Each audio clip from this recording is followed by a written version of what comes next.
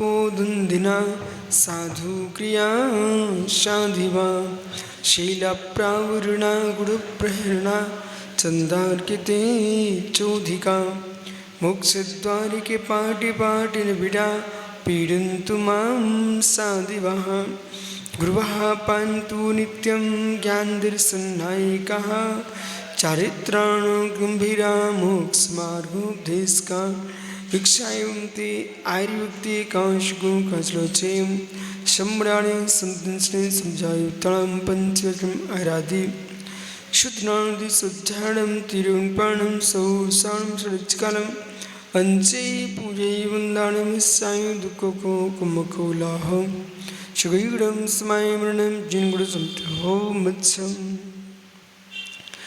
जी जाया झाणगी कम्मिकलंक्युडहे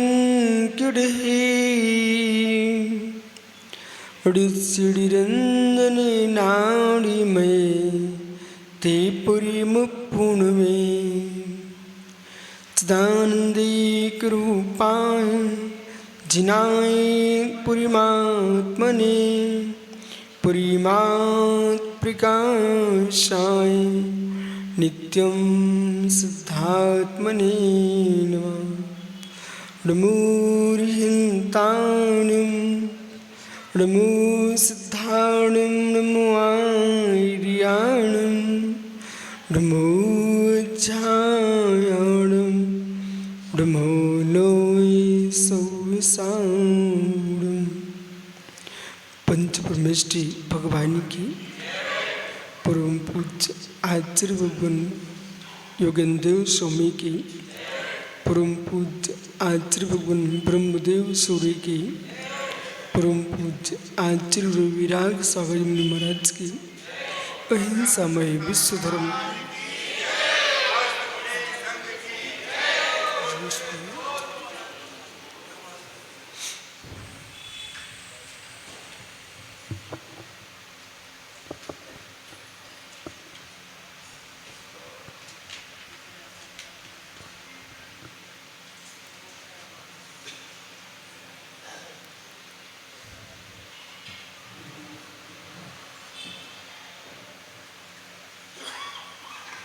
बंधु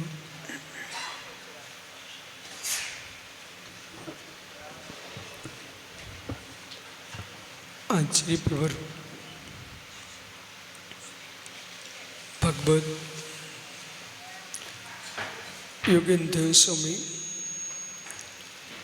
ग्रंथराज परमात्म प्रकाशी में वस्तु स्वभाव की व्याख्या करते समझा रहे हैं। भगव जीव पुण्य करते हुए भी पुण्य को भला नहीं मानता और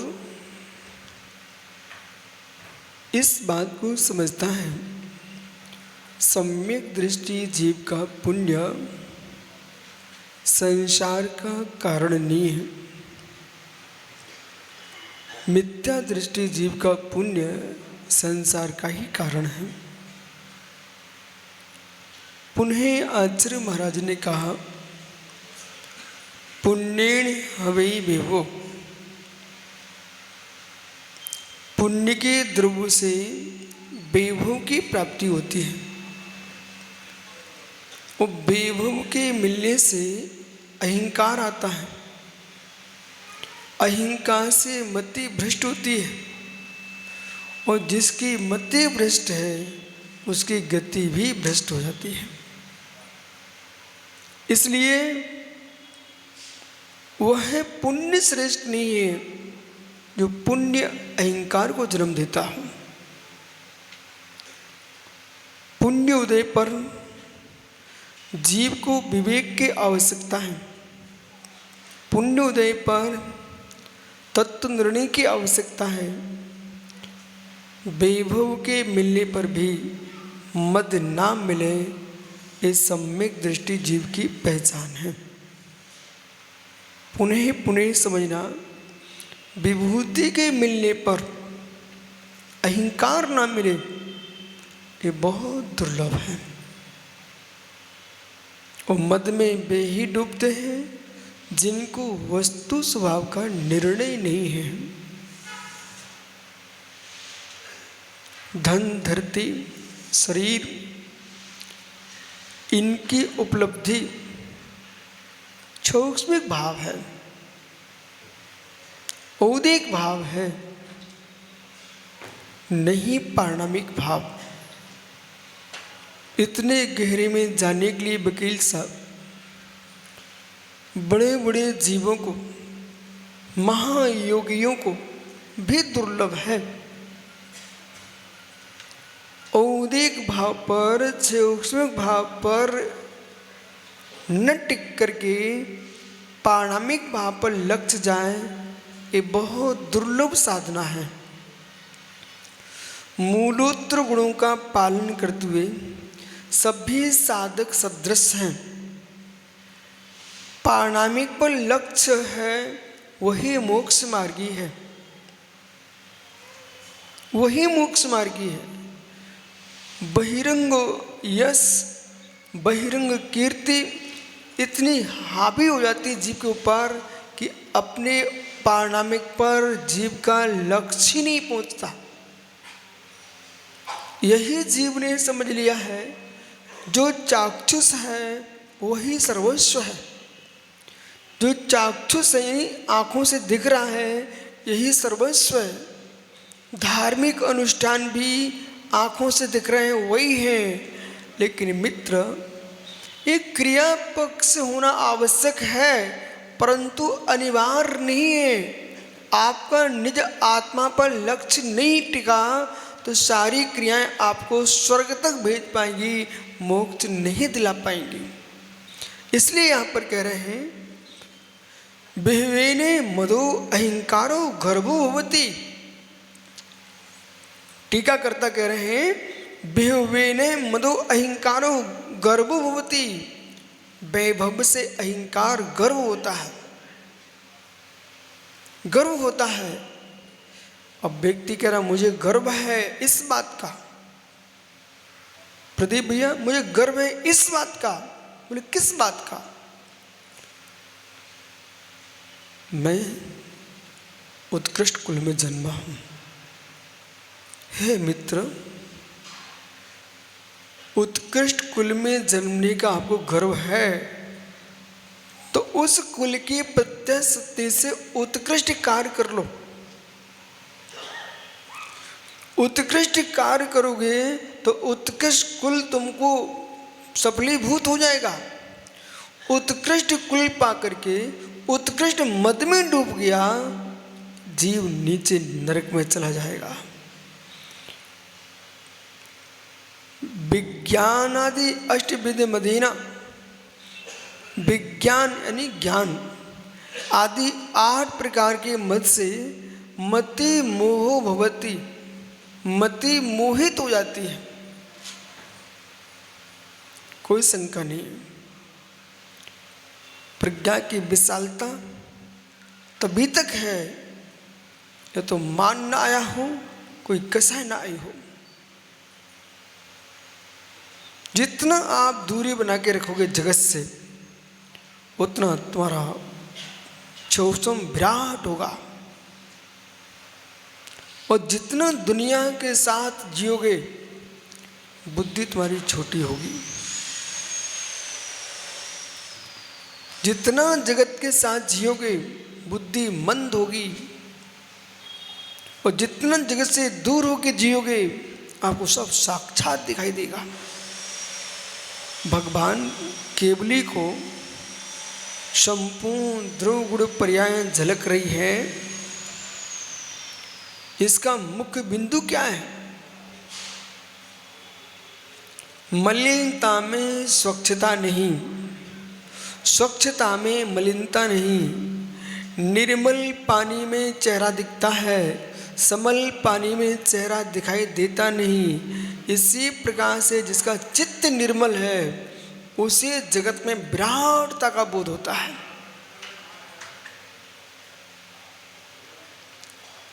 जो कांच है वो बालू है।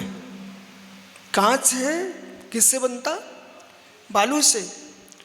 उस बालू को इतना पारदर्शी कर दिया गया है, इतना तापमान दे दिया गया है कि कांच बन गया, पारदर्शी हो गया। ऐसे ही आत्मा के अंदर जैसे जैसे पारदर्शित्व होगा, स्वच्छता बढ़ेगी, बौद्धिक विकास होगा, और जब जीव सोच को विशाल कर लेगा, वो विराट हो जाएगा। कभी आपको नहीं लगता प्रदीप भैया ऐसा कि जो हम देख रहे हैं ये सब जीने का मार्ग चल रहा है? मित्र विश्वास मानो, कुछ लोग बोले ना बोले, दिमाग में सब कुछ समझ में आता है। जो हम देख रहे हैं वकील साहब, जीवन चल रहा है, जीवन। और इस पर्याय के सम्मान का लक्ष्य है परमात्मा बनने का भाव तो शून्य हो गया जीव को।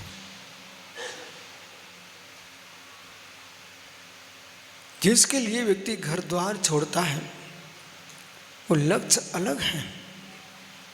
और जहाँ जीव ने निर्णय कर लिया कि जगत में मेरा यश हो, मेरी कीर्ति हो, मैं ही श्रेष्ठ हूँ, ये जो आप बोल रहे हो ये पुण्य की सत्ता बोल रही है, आपका सत्य नहीं बोल रहा। सुरेश वकील विदिशा ऐसा कहते हैं, गुरु जी जो कुछ मेरी महल अटारियां हैं ये मेरे पुण्य से आई है, इसलिए मेरी हैं। मेरे जैसा जीव क्या बोलेगा, अहो मुमुक्षु, तेरा पुण्य द्रव्य ही तेरी वस्तु नहीं है, पुण्य से प्राप्त पदार्थ हमारा कैसे हो सकता है? पुण्य द्रव्य तेरा नहीं है। जिसे आप अभी सुन रहे हो ना, इसे समझने के लिए सदियां लगेगी, सदियां, भव के भव लगेंगे।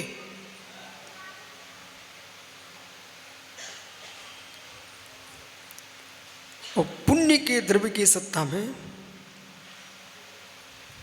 पुण्य द्रव्य की सत्ता में पुण्यात्मा जीव का भी अनादर कर देता है। जीव अपने पिता को धक्का वही मार सकता है जिसका पुण्य उदय चल रहा है।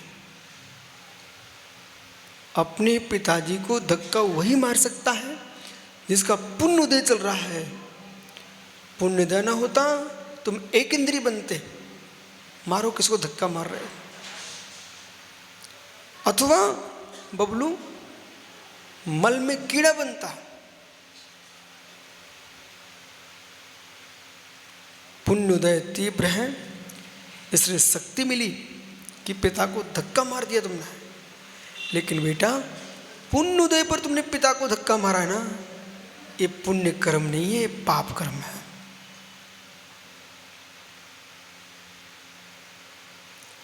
पुण्य उदय पर पिताजी को धक्का मारना अच्छी बात है क्या? उससे पाप का आश्रय होगा कि नहीं होगा? पिता को धक्का मारना पाप है तो परमेष्टि को धक्का मार देना कौन सा पुण्य है?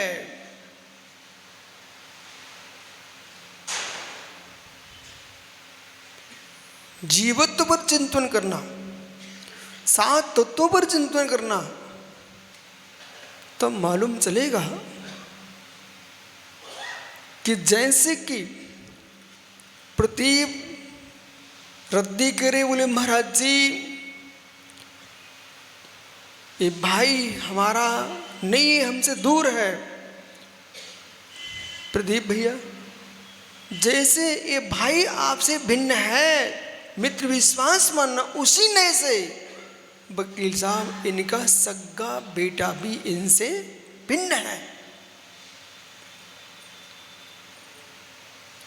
एक अंदर मोह राग की गांठ बैठी हुई है जो अपने रजवीर के संबंध से संबंध स्थापित कराए हुए है। लेकिन आत्म तत्व को देखिए, जीवत्व भिन्न है पुत्र का बराबर, जीवत्व भिन्न है पुत्र का, ऐसे देह भी भिन्न है पुत्र की। स्वयं का क्षयोपम भिन्न है पुत्र से, पुत्र का क्षयोपम भिन्न है पुत्र आपसे। और पिता का पुण्य अलग है और पुत्र का पुण्य अलग है। और पुण्य के मद में डूब गया तो पाप का ही संचय है। जब तक ये जगत के जीवों को ये भूतार्थ सत्यार्थ तत्व का बोध नहीं होगा, तब तक ये जीव जीवन भर क्रिया रूप धर्म करता ही रहेगा, परंतु निष्क्रिय धर्म को प्राप्त नहीं कर सकेगा। समझ में आ रहा आप लोगों को? क्रिया भूत धर्म करता ही रहेगा। उस क्रिया भूत धर्म को करते हुए पुण्य भूत धर्म, कर्तव्य भूत धर्म और स्वभाव भूत धर्म, तीन धर्मों पर लक्ष्य रखिए। पुण्य भूत धर्म, कर्तव्य भूत धर्म, स्वभाव भूत धर्म। वकील साहब, मैं मुनि क्यों बना? कर्तव्य भूत धर्म के लिए, पुण्य भूत धर्म के लिए, कि स्वभाव भूत धर्म के लिए? जो आराधना कर रहे हैं पंच परमेष्टि की, पूजा पाठ कर रहे हैं, स्तुति गान कर रहे हैं, ये पुण्य भूत धर्म है बराबर। अब चलिए, प्रदीप ने कहा महाराज जी बेटे को जन्म दिया, पालन तो करना पड़ेगा, हमारा धर्म है, कर्तव्य है। ये कर्तव्य भूत लौकिक धर्म है। शिष्यों को पढ़ना पढ़ाना, शिष्यों को पठन पाठन कराना, इनका संग्रह निग्रह करना, ये आचार्यों का कर्तव्य भूत धर्म है, न कि धर्म है।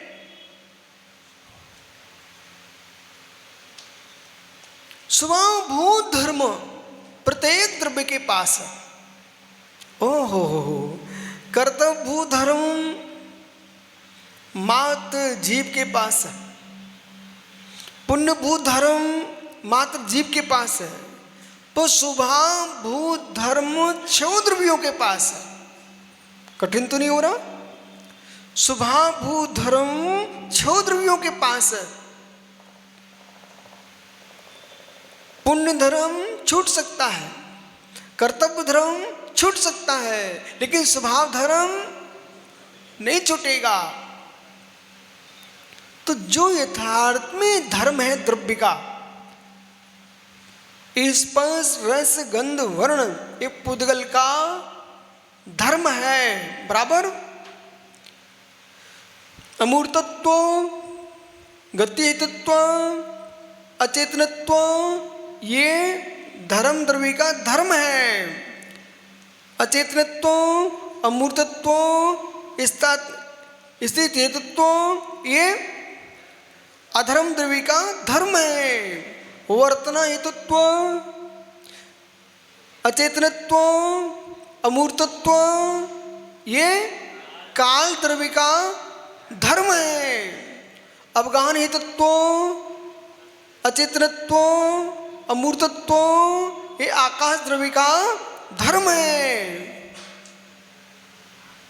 ज्ञान दर्शन सुख वीर्य, ये जीव द्रव्य का धर्म है। अब पुण्य चलिए, धर्म के लिए धर्म कर रहे हो कि अधर्म हटाने के लिए धर्म कर रहे हो?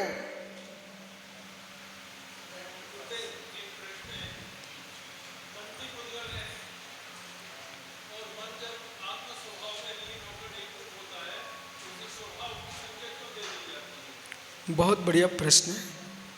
पहले प्रश्न सुनना फिर उत्तर समझना, ठीक है? वकील साहब का प्रश्न है, मन भी पुद्गल है, ठीक है? फिर इसको स्वभावभूत क्यों कहा जाता है? बहुत बढ़िया प्रश्न है। मन दो प्रकार का है, द्रव मन, भाव मन। द्रव मन तो पौद्गलिक ही है, स्यात् स्यात्। उपचरित अशदभूत व्यवहार से, देखो वकील साहब ने थोड़ा कठिन कर दिया, आप लोग समझना, आप सब पंडित लोग हो। उपचरित अशदभूत व्यवहार से द्रव मन भी चेतनत्वभूत है। अब वकील साहब इस नए का आश्रय लेना आपको अत्यंत अनिवार्य है। मैं खुलासा कर रहा हूं, सभी मुमुक्षु ध्यान दो। उपचरित शब्द का प्रयोग नहीं किया कि नहीं किया, करना। उपचरित अशदभूत व्यवहार से द्रव मन भी चेतनत्वभूत है। इस नए का प्रयोग क्यों करना, इसलिए करना, ये पौद्गलिक है, शरीर पौद्गलिक है ना, ठीक। वकील साहब, शरीर बांग मनः प्राणापान पुद्गलाना, शरीर वजन श्वास मन, ये सभी पौद्गलिक है। पौद्गल के द्वारा जीव का उपकार है। अब प्रश्न यह है, अहिंसा व्रत का पालन किसके द्वारा किया जाता है? हिलना नहीं, कोई समझने के लिए बुद्धि लगाना। और जो अभी सुन रहे हैं ना, अपनी कक्षाओं में इस विषय को दोहराना। अहिंसा धर्म, जो द्रव अहिंसा है, चैतन्य का विनाश होता नहीं, चैतन्य की उत्पत्ति होती नहीं। चैतन्य नाना शरीर को प्राप्त होता है, यह जन्म है। और चैतन्य शरीरों को छोड़ता है, यह मरण है। द्रव प्राणों को धारण करना जन्म है, द्रव प्राणों को छोड़ना मरण है। चैतन्य का जन्म कब है, चैतन्य का मरण कब है? कभी होगा, कभी होगा वकील साहब, कभी नहीं होगा। लेकिन जो शरीरों को धारण कर रहा है, द्रव्य प्राणों का ग्रहण विसर्जन है, और ये जो शरीर है इसमें आत्मा का संश्लेष संबंध है, बराबर। ये जो संश्लेष संबंध है, संश्लेष संबंध नीर क्षीर बत, दूध में पानी मिला हुआ।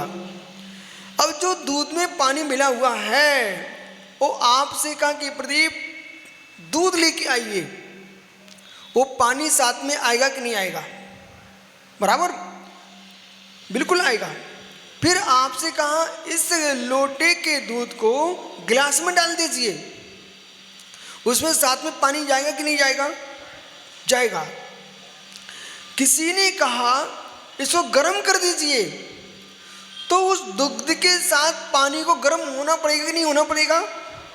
होना पड़ेगा। अब चलिए, इसी प्रकार से आत्मा जो संसार में शरीर सहित है, वो शरीर सहित आत्मा जब जब शरीर को पीड़ित किया जाएगा, तो आत्मा पीड़ित होगी विभार से, बराबर। और शरीर को तुम सुख दे के हेतु उपस्थित कराओगे, वास्तव में शरीर सुखी नहीं हो रहा है, जीव सुखी हो रहा है। और जब शरीर को विदीर्ण करोगे, समय सा तो ये कहेगा, एक इंद्रिय, दो इंद्रिय, तीन इंद्रिय, चार इंद्रिय, पांच इंद्रिय नहीं आत्मा की दशा। मार्गस्थान, गुरुस्थान, पर्याप्ति, प्राण नहीं है आत्मा की दशा। ये सब कर्म सापेक्ष है, पौद्गलिक है। कर्म सापेक्ष पौद्गलिक कह करके एकांत में कहीं चले गए, और मालूम चला आध्यात्मिक भाषा का प्रयोग करने वाला जीव मांस के टुकड़े खाते मिल जाएगा। हिलना नहीं। आध्यात्मिक बात करता हुआ जीव मांस के टुकड़े खाते में बोले, क्यों? बोले चैतन्य शरीर होता नहीं, वो शरीर चैतन्य होता नहीं, शरीर में से आत्मा निकल चुकी है, वो तो जड़ है। हे मित्र, ऐसा एकांत से कहना नहीं। जो त्रस जीव का शरीर है उसमें प्रतिक्षण प्रतिपल नाना त्रस जीव उत्पन्न होते रहते हैं, नष्ट होते रहते हैं। इसलिए जीवित शरीर में जो आत्मा जीवित अवस्था, तब तो जीव है ही, मरने के बाद भी इसमें कोटि कोटि जीव उत्पन्न हो जाते हैं। इसलिए किसी भी अपेक्षा से मांस सेवन हो सकता नहीं। अब जो मन है, क्योंकि इसी सूत्र से मन के पास जाएंगे, शरीर वांग मनः प्राणापान पुदगलाना।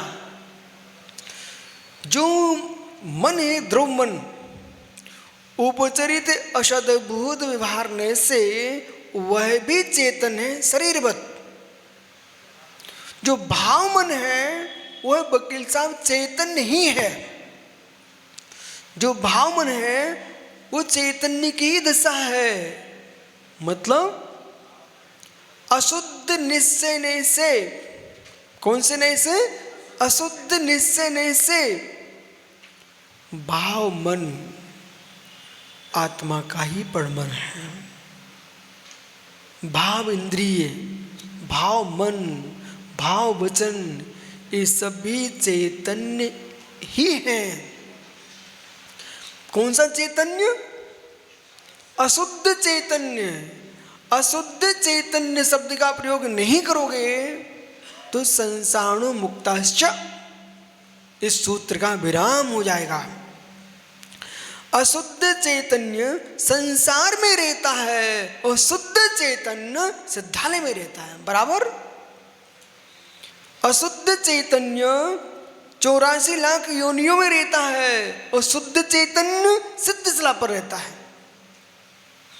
शुद्ध चैतन्य, ध्यान दीजिए, शुद्ध चैतन्य अरहंत अवस्था में रहता है। सुना कभी आप लोगों ने? शुद्ध चैतन्य अरहंत अवस्था में रहता है। 13वें 14वें गुण स्थान में जो जीव है वो शुद्ध है। भाव मोक्ष की अपेक्षा से शुद्ध है, परंतु द्रव मोक्ष नहीं हुआ है, इसलिए अशुद्ध है। आगे चले तो जो भाव मन है वो चैतन्य की ही परिणति है। अब मन की, हाँ,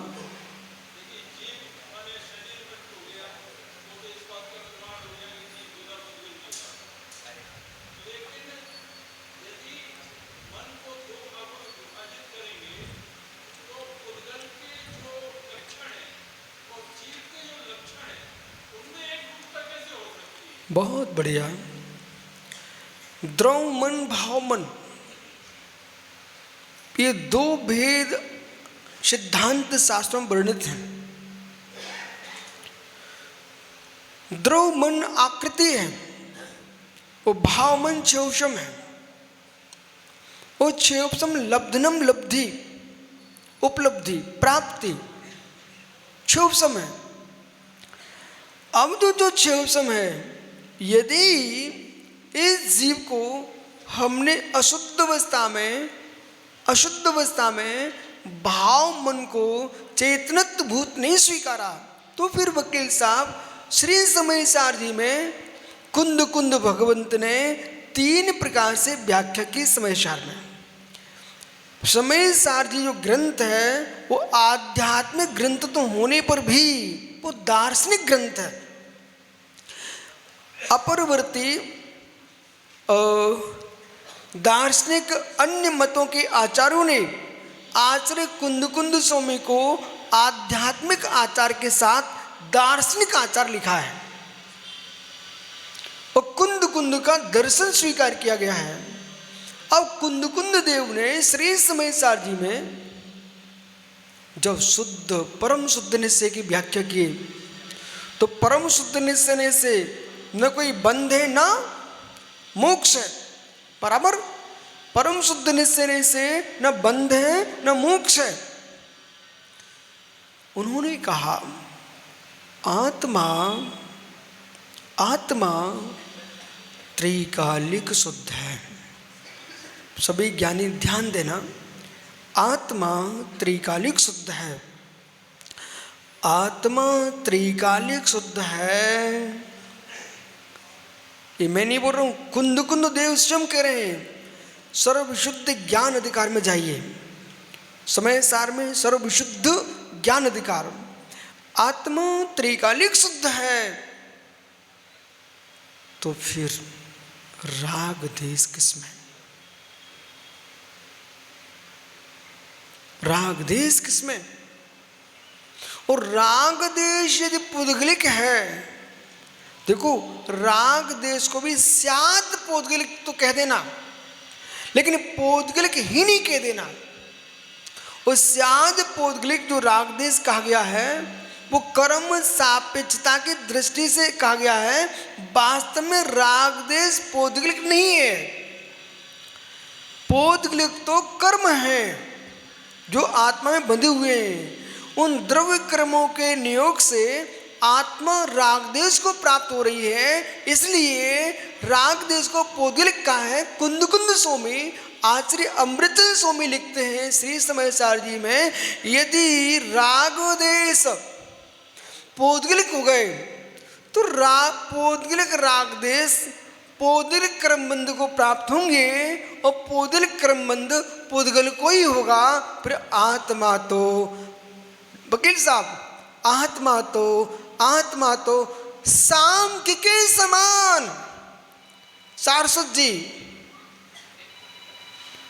नित्य कूटस्थ नहीं, सांख्य के समान प्रकृति अशुद्ध रहेगी।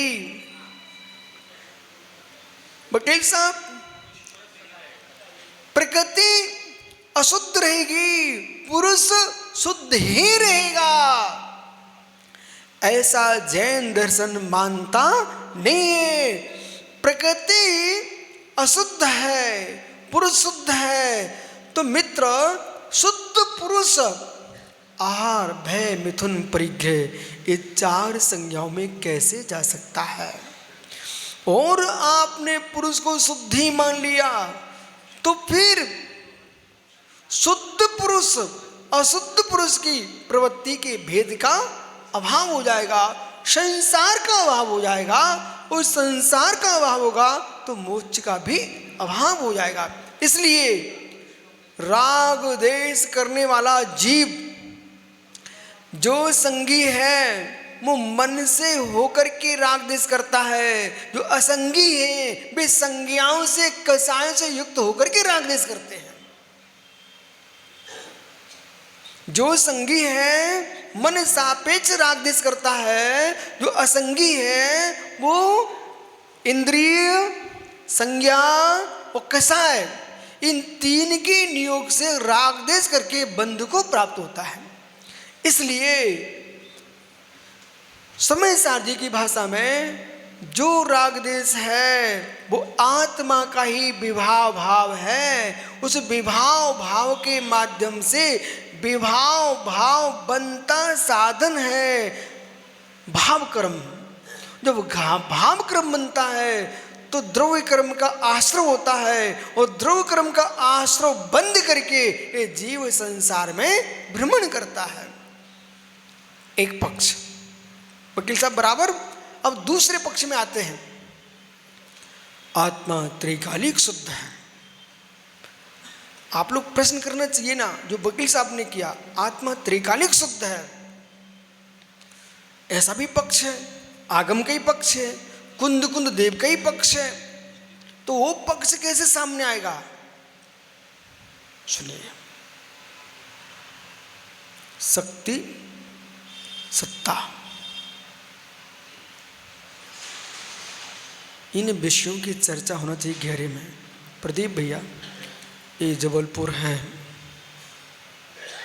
बच्चे बच्चे के अंदर तत्व की गहराई भरी होना चाहिए। जो मैं कथन कर रहा हूँ आपको लग रहा गुरुजी आप द्रव्यानुग की ऊंची बातें कर रहे हो। भैया ये द्रव्यानुग की ही ऊंची बातें नहीं हो रही हैं, ये विश्व के वस्तु के वस्तुत्व की गहरी बात हो रही है। नूनम पुविसंता दिनता ओगास मनन मनस मेलंता वीडिचम सगम स्वभावन विजहंती। पंचास्तिका से बोल रहा हूं। कौन सा ग्रंथ?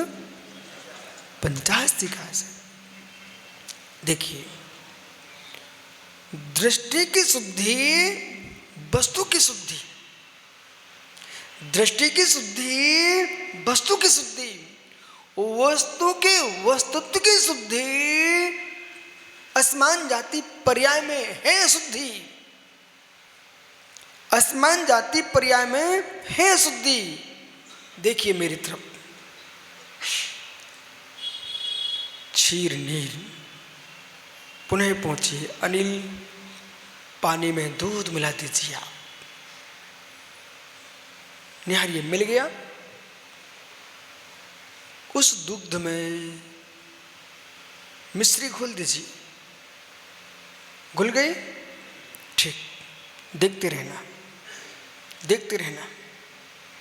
वकील साहब, जितने बड़े बड़े वैज्ञानिक हैं, जितनी खोज, अन्वेषण, रिसर्च, गवेषणा जो भी चल रही है, इस गाथा के बल पर चल रही है। ओह, परम योगेश्वर, जब विश्व के लोग, दुनिया के लोग सो जाते हैं तो मुर्राज सोचते हैं।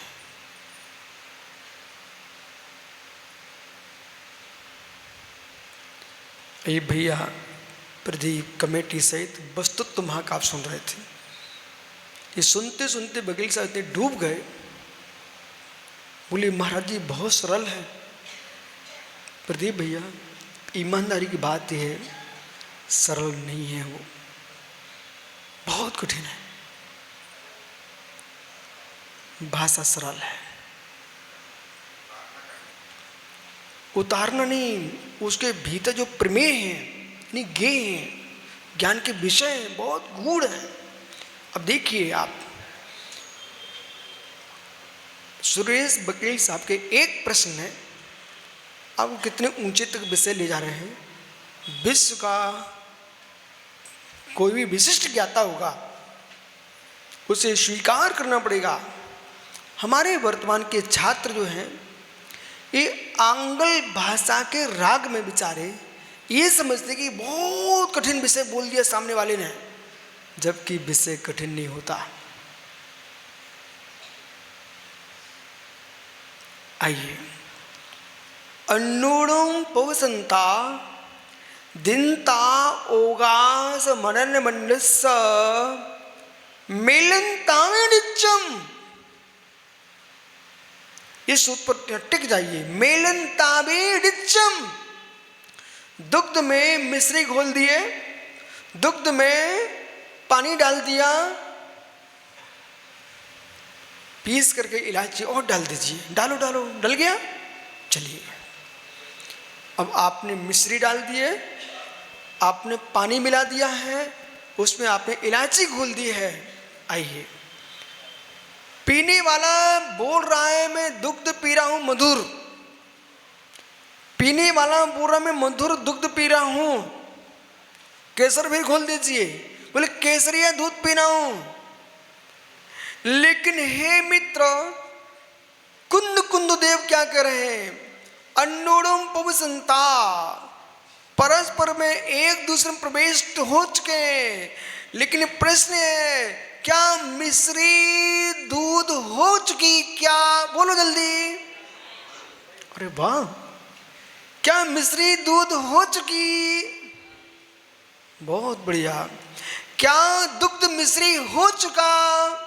बोलो बोलो। नहीं। क्या केसर दुग्ध हो गया? क्या दुग्ध केसर हो गया? बहुत बढ़िया, नहीं कर रहे सब। क्या क्या इलायची दुग्ध हो गई? क्या दुग्ध इलायची हो गया? क्या पानी दूध हो चुका? बोलो बोलो, नहीं हुआ ना? आंखों से देखो, अलग अलग दिख रही क्या? आंखों से देखो, अलग अलग दिख रही क्या? आंखों से देखो, अलग अलग दिख रही क्या? अलग अलग नहीं है क्या? नेत्रों से देखिए, पृथक पृथक है क्या? पृथक पृथक है क्या? अपृथक है कि नहीं? अपृथक ही है क्या? पृथक ही है क्या? आचार्य शमंत स्वामी ने आप्त मीमांसा ग्रंथ में ये पृथकत्व एकांत अपृथकत्व एकांत पर विशिष्ट व्याख्या की है। अब यहां पकड़ना प्रदीप, आप ऐसा मत कहना आज से, बोलो गुरुजी समय सार हमको समझ में नहीं आता।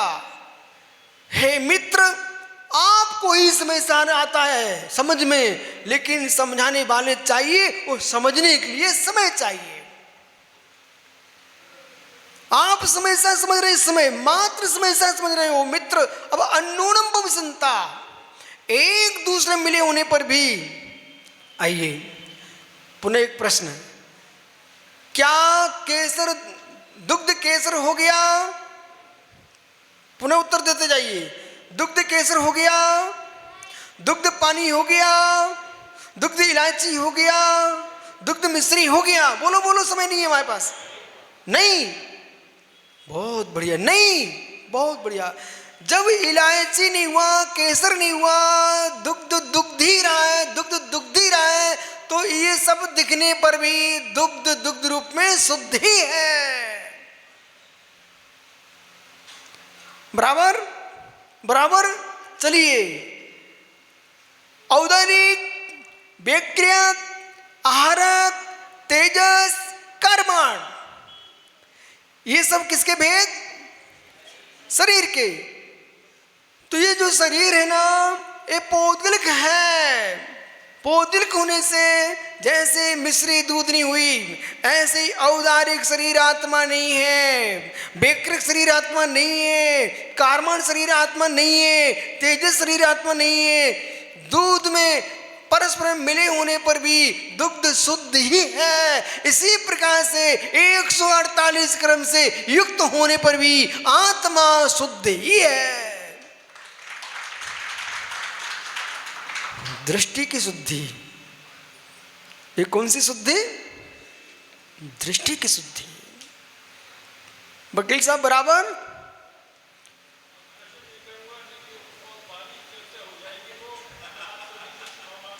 ओह नहीं नहीं, ये बहुत ज्ञानी लोग यहां पर, आप तो करो।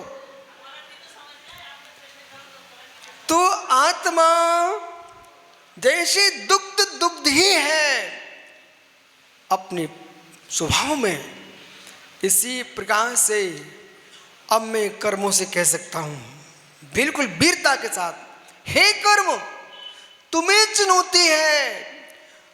अनादि संबंधित, अनादि से मेरी आत्मा तुम बद्ध अवश्य हो, पर तुमने कभी कोशिश की होती और कर भी लेते, फिर भी मेरी आत्मा को तुम कर्म नहीं बना पाए, तो कर्म कहता तुम चिंता मत करो, हम वही चुनौती तुमको भी देते हैं।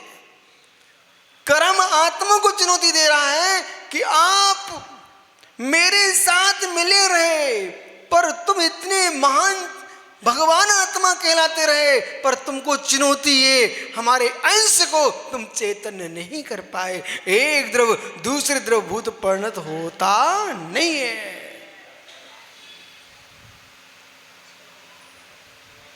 यह समझदार, यह अध्यात्म समझ में ना भी आए तब भी सन्न होता है जीव बराबर।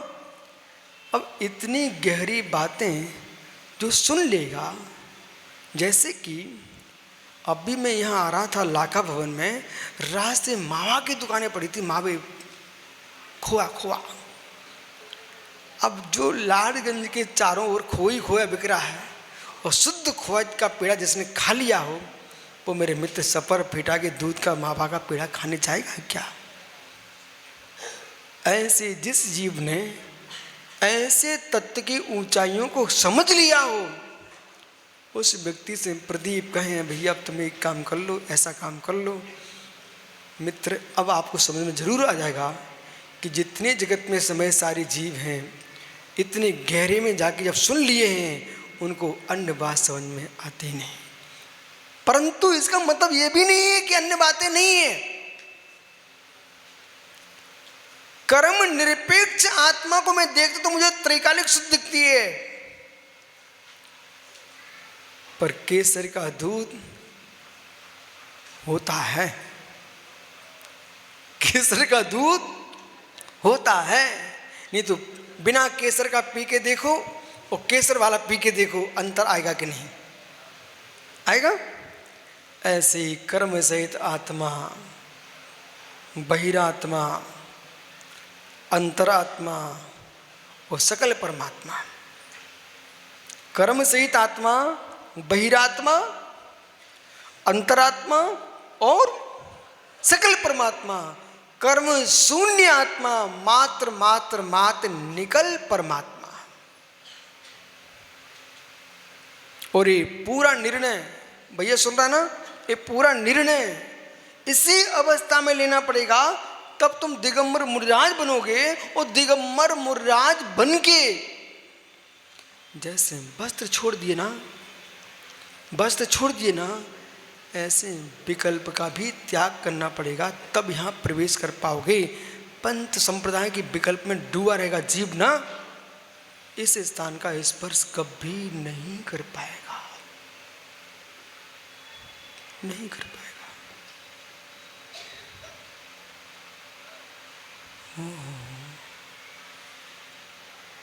नहीं कर सकेगा। जीव का चलती रहेगी, घर छूट चुका है, समाज का भोजन करते रहोगे, लेकिन आत्मा का भजन नहीं कर पाओगे। यहाँ तक जाने के लिए अपने शरीर को भी भिन्न नहीं देखना पड़ेगा। भैया आगे बढ़ूं, एक बात सुनो। भैया आगे बढ़ूं, एक बात सुनो।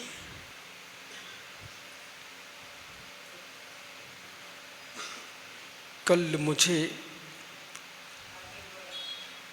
कहा कि महाराज जी रास्ते में एक नहर पड़ी सुब्रत सागर, और श्रावकों ने कहा महाराज जी इधर चले जाओ शुद्धि के लिए, ठीक है। और मुझे नहर पर छोड़ करके वो आगे बढ़ गए। मैं आगे बढ़ा, नहर पर नीचे हड्डी पड़ी हुई थी, हड्डी पड़ी हुई थी। तुरंत पैर दूर हो गया, पूरी हड्डी पड़ी है। हे मित्र, थोड़ी दूर देखा, एक सड़ा पशु पड़ा हुआ था, सड़ा पशु पड़ा था। प्रदीप भैया उसके भीतर कभी चेतन रहता था, आज सूखा चमड़ा पड़ा था, सूखी हड्डी पड़ी थी। दूर से देख के दूर हट गए, पर मैं दूर खड़ा के चिंतन कर रहा था, ओह अब इस हड्डी को कोई नहीं छूता। मुर्राज भी छिल जाए तो दंड स्नान करना पड़ता है, प्रायश्चित लेना पड़ता है। है मित्र, जिस शरीर को कोई छूना पसंद नहीं कर रहा है, शमशान घाट पर आप भी किसी का संस्कार करके आते हो, घर में आके स्नान कर लेते हो। प्रदीप भैया राख घर में लेके भी नहीं आते, जिससे कितना राग किया था उसकी राख भी घर में नहीं रखते। अहो जीवित, अहो जीवित, इस मुर्दे के पीछे चैतन्यों का अपमान मत कर दो। अहो जीवित इस मुर्दे के पीछे। भैया प्रदीप, आपका नाम प्रदीप ही है क्या? आपने बहुत अच्छा किया, अपने नाम की आगे रद्दी लगा लिया, बहुत अच्छा किया। तुम्हें कभी रोना नहीं पड़ेगा। कभी तुम्हारी पत्नी भी मोह मटकाए ना, बोले अब कैसा लगने लग गया, तो पहले ही तुम बोल, मैंने देखो मेरे नाम पे लगा रद्दी। हे मित्रों, जिस देह के लिए प्रदीप मैंने देखा इस जीवन में, विद्यार्थी जीवन का अलग नाम था, फिर आचार्य विराग सागर ने मुझे यशोधर नाम दे दिया, फिर नाम बदल के विशुद्ध सागर कर दिया। तो मैं सोचता रहता हूँ, इस पर्याय में ही एक नाम नहीं संभाला, नहीं बचा, तो बाकी नाम कब बचेंगे? इस पर्याय में ही नाम बदला मैंने देखा है, इस पर्याय में ही नाम बदला है। हे मित्र, जो प्रदीप नाम रख दिया, सुरेश नाम रख दिया, अब जो भी तुमको आनंद आता है, कहीं दीवार पर लिखा मिल जाए सुरेश, प्रदीप, रद्दी, और रद्दी में भी आनंद आता है। बोले मेरा नाम है, बोले प्रदीप कटपीस तो नहीं लिखा, रद्दी लिखा है। ओहो भैया, भैया जो संज्ञा दी गई थी, जो संज्ञा दी गई थी, वो किसकी थी? वही हड्डी जो नहर पर पड़ी थी, हड्डी, चमड़ा। यानी इस शरीर से जब विदा हो जाएंगे, कोई नवीन पर्याय मिलेगी, तो पर्याय का नाम भी कोई नवीन ही होगा। हम इसके पीछे भूल चुके होते हैं, हम ही महान हैं। हे मित्र, हम ही महान कहने वाला भगवान नहीं बनता, जगत महान है, ऐसा जो जीता है वही भगवान बनता है।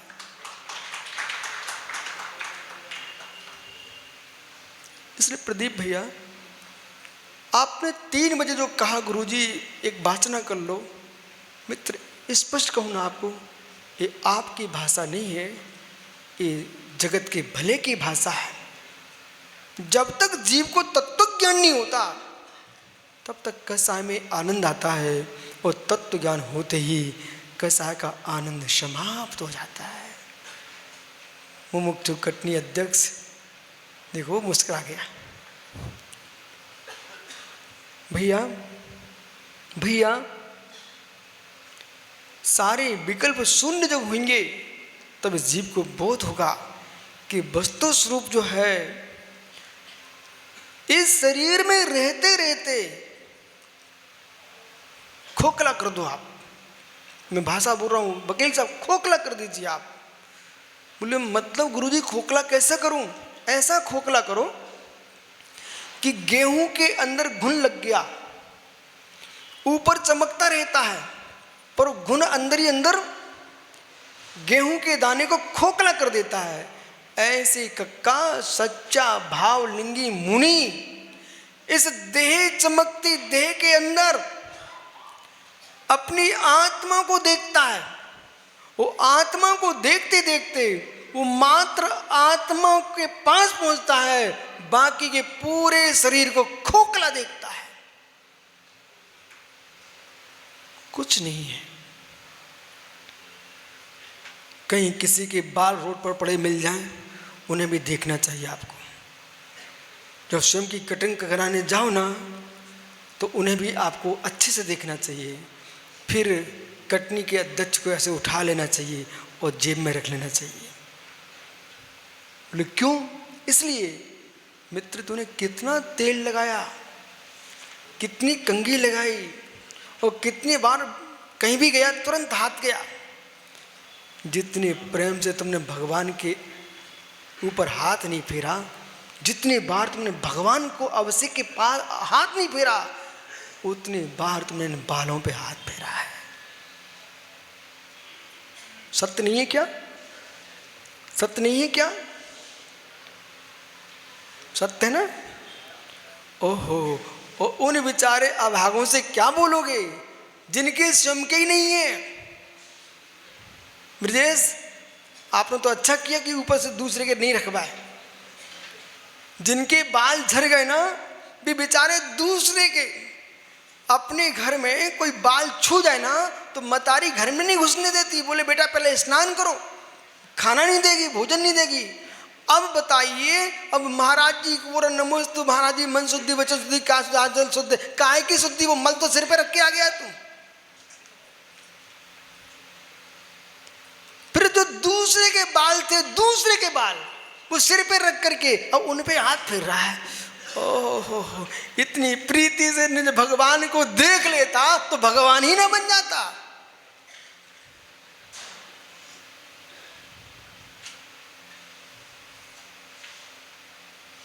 क्यों ज्ञानी वकील साहब, ये काले ही हैं, मुझे दिख रहा नहीं है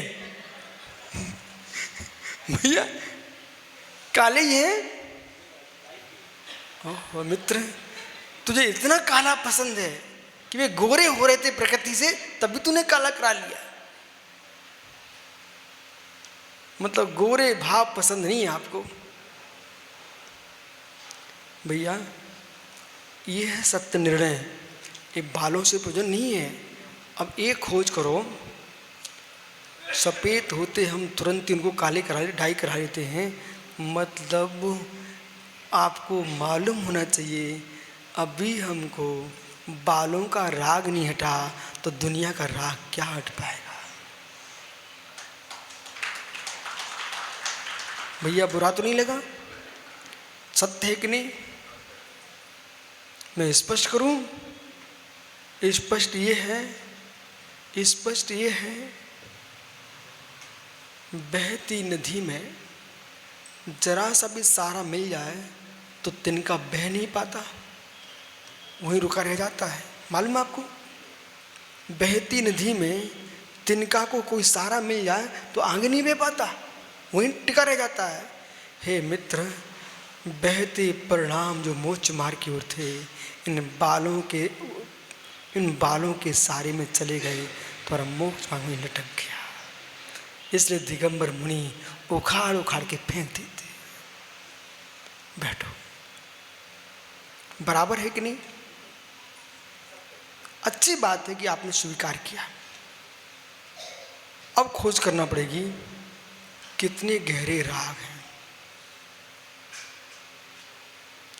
कितने गहरे राग हैं,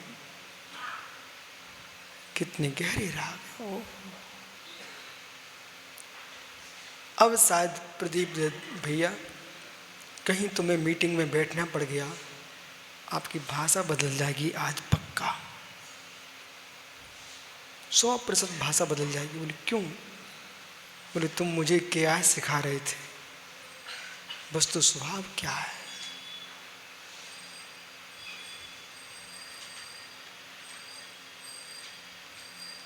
प्रदीप, आपने तो एक दिन सुना तो आप बदले बदले दिख रहे मुझे। अब मित्र कोई हमसे कहे कि विश्व सागर महाराज ऐसा काम करा दो, तो कहाँ से करा दो? तुम जहाँ से देखते हो वे आंखें हमारी समाप्त हो चुकी हैं, हमने दूसरी आंखें लगा ली हैं। जिन आंखों से जगत का कर्तव्य तो देखा जाता है प्रदीप भैया, वे आंखें हमने हटा दी हैं। और आगम चक्षु साहू, साधु का नेत्र, ये आंखें नहीं होती हैं, आगम होता है। बैठ भैया। अब घर में शाम को लोग आपको पहचान नहीं पाए तो हमारी गलती नहीं है। और सत्य है, यदि आपने प्रवचन सुना आज का तो घर के लोग तुम्हें नहीं पहचान पाए तो वही सत्य है।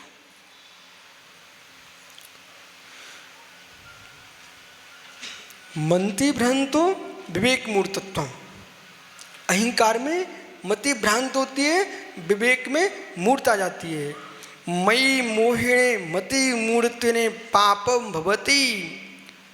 यदि व्यक्ति अपनी मति को नष्ट ना करे तो कोई भी व्यक्ति पाप नहीं कर सकता। सबसे पहले व्यक्ति अपनी बुद्धि को भ्रष्ट करता है पाप करने के लिए। सबसे पहले व्यक्ति पाप करने के लिए अपनी बुद्धि भ्रष्ट करता, बुद्धिपूर्वक बुद्धि भ्रष्ट करता है।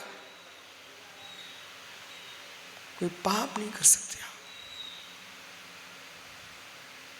रावण से कहा ना कि सीता तो मात्र राम राम कहती है, किसी को सुनती नहीं है। हे लंकेश, ऐसा करो ना, आप राम का ही रूप बना लो। तो मालूम रावण क्या बोला समझाने वाले से, सज्जन जो आप मुझे समझा रहे हो, मैं बहुरूपणी विद्या सिद्ध किए हूँ। जब जब मैं राम का रूप बनाता हूँ तब सीता की इच्छा ही नहीं बचती। जब जब मैं राम का रूप बनाता हूँ तो सीता की इच्छा ही नहीं बचती। मित्र विश्वास रखना, ये पंथ परंपराएं, आमनाएं, जाति, कुल, इन सब के राग तभी तक हैं जब तक तुम्हारा रावण का मुखौटा है और राम का लग जाए तो ये सब समाप्त हो जाए।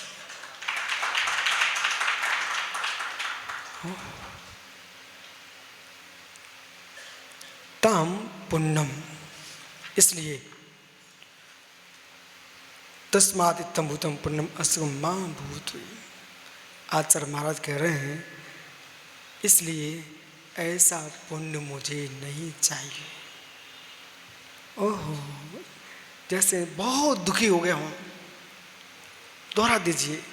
पुण्य से वैभव मिलता है, वैभव से मद मिलता है, मद से मति भ्रष्ट होती है और भ्रष्ट मति पाप करता है और पापों से दुर्गति मिलती है। ऐसा पुण्य मुझे नहीं चाहिए। अस्माकं मां भूत तथा च इदं पूर्वोक्तम पुण्यम भेदाभेद रत्नात्रय आराधना रहते ना। जो पुण्य भेदाभेद रत्नात्रय की आराधना से रहित, दृष्ट श्रुत अनुभूत, देखे हुए, सुने हुए और भोगे हुए, ये तीन बात पर ध्यान रखना। रास्ते में जाओ ना, ज्यादा मत देखा करो इधर उधर। लाडगंज जिनालय गए आप, वेदियों के दर्शन किए, मैं तब दृष्टि नीचे करके निकलो। गंधोदक के कटोरे में, भैया गंधोदक के कटोरे में मल भर सकता क्या? गंधोदक के कटोरे में मल भर सकते हो क्या? बोलो बोलो, समय नहीं मेरे पास। नहीं भर सकते। जिस दृष्टि में तीन लोग के नातों को मैं बसा के लाया हूँ, ये बाहर में पशुओं के खोटे कर्म कैसे रख सकता हूँ? गंधोदक के कटोरे में मल नहीं रखा जाता है। जिस मस्तक में परमात्मा का निवास हो चुका हो, अब कोई दूसरे अभागे का चेहरा नहीं देखना है मुझे।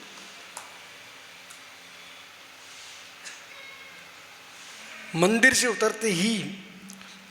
उतरते ही तुम देख रहे हो ये श्वान क्या कर रहा है, ये इंसान क्या कर रहा है।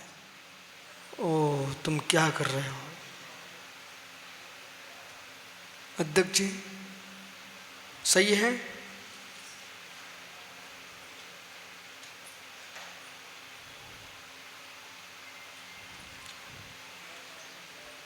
एक व्यक्ति सम्मेद शिखर गए, माँ वो सम्मेद शिखर में लकड़ी मिलती ना बांस की, एक माँ शिखर जी गई, वो लकड़ी धोखे से जमा करके नहीं आई, उसने खरीदी थी, वो लेके आ गई। सम्मेद शिखर की बांस की लकड़ी, उस लकड़ी को मालूम उसने ऐसे रख दिया ऊपर बिल्कुल। मैंने पूछ लिया, ये लकड़ी तुम्हें ऐसे रख रही जैसे परमात्मा रखा हो। बोले बेटा इसलिए टांग दी हमने ऊपर, कोई इससे गाय को ना मार दे, कोई बिल्ली को ना मार दे, कुत्ते को ना मार दे। बोले क्यों? बोले तीर्थराज सम्मेद शिखर की पहाड़ियों पर स्पर्शित लकड़ी है, ये सम्मेद शिखर की पवित्र लकड़ी है, इससे हम दूसरे प्रहार नहीं करा सकते हैं। ओ, मैंने कहा माँ अरे मतारी, लकड़ी पर इतना तेरा विवेक जग गया, तूने टांग के रख दिया कि कोई छू ना ले उसको, कोई गलत काम ना कर दे। और जिन हाथों से तुमने भगवान के पुंज चढ़ाए थे, जिन्हें पैरों से तुम सम्मेद शिखर चढ़ के आई थी, वे पैर और टांग दे कहीं, जिससे कोई फिर दूसरा काम ना हो जाए।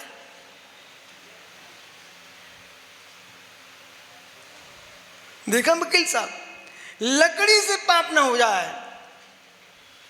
अब मैं कहूंगा प्रतिवृद्धि से, सुबह से अभिषेक करके आए हो और घर में जाके तुमने आलू की साग खा ली तो मैं वहीं देखूंगा, अरे भाई जिन हाथों से भगवान को छुआ है उन हाथों से आलू कैसे छू सकता भाई?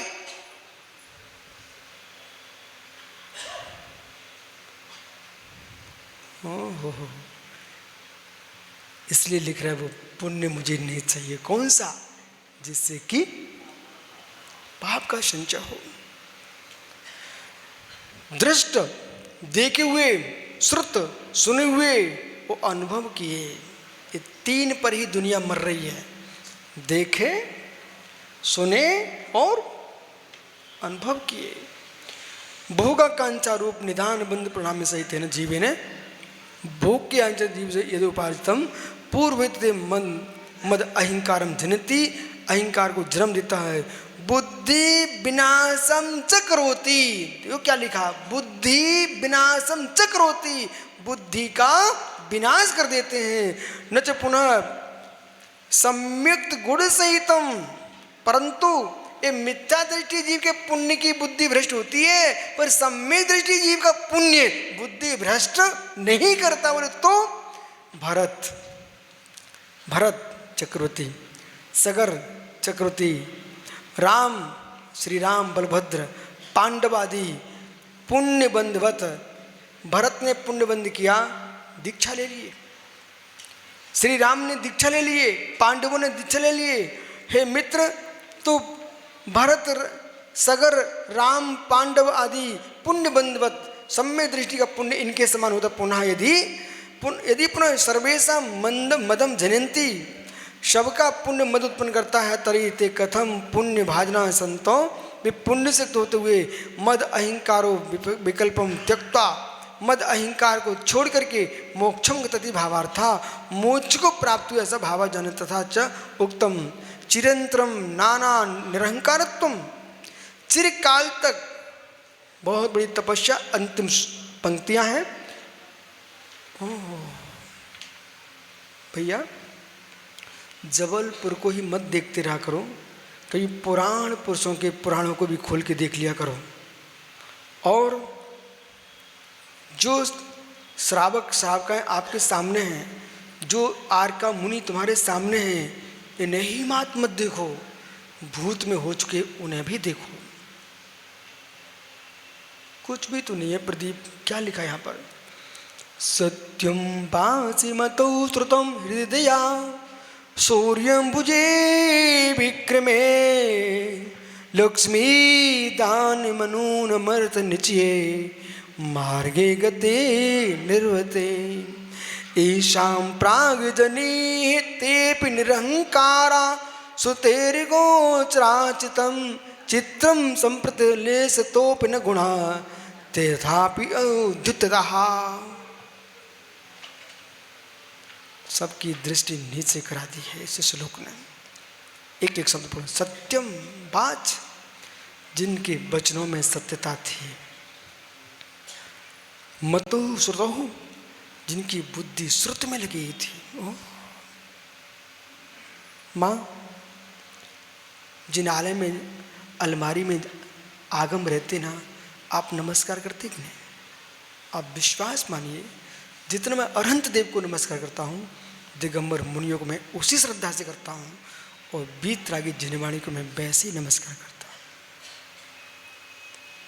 ऐसा नहीं कि तुम भगवान को ढोक मार के जिनवाणी को देखो ही नहीं, जिनवाणी को भी नमस्कार करके जाओ, गुरुओं को भी नमस्कार करके जाओ। बोले क्यों?